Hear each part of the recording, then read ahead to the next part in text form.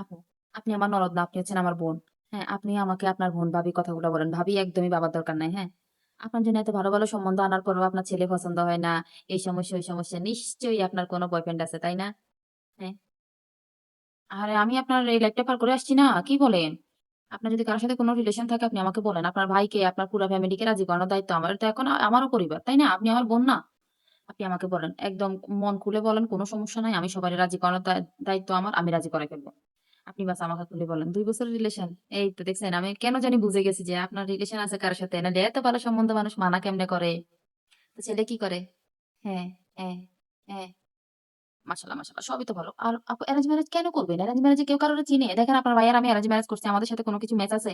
Love marriage করবেন। লাভ ম্যারেজে একজন আরেকজনকে চিনবে, সংসার ভালো যাবে। আগে থেকে চিনা জানা সবকিছু জানাশোনা কত ভালো।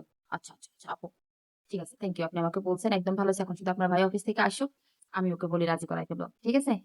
হ্যাঁ, আচ্ছা আসি এখন। ঠিক আছে? তোমার বোনের লাই এত ভালো, ভালো সম্বন্ধ আনার পরেও তোমার বোনের তোর পছন্দ হয় না। কিল্লে পছন্দ হয় না এটা জানেন না। তোমার বোনের ২ বছরের একখান রিলেশন আছে। হেতেনে প্রেম করে বিয়ে করিয়া। তোমার শুনছি বিয়ের আগে তোমারও প্রেম আছিল। তোমারও প্রেম করে বিয়ে করতে দেয় না। তোমার লগে বিয়ে কান হরাই দিছে আন লগে। এলাই তার নসিব খান খারাপ হয়ে গেছে। হ্যাঁ?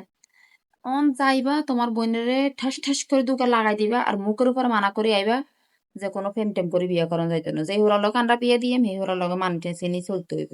সেই হুলারে বিয়ে করন লাগবো। এই ঘরে কোনো প্রেমের বিয়ে টিয়ে চলতো না। বিয়ের আবার প্রেমের বিয়ে। যাও।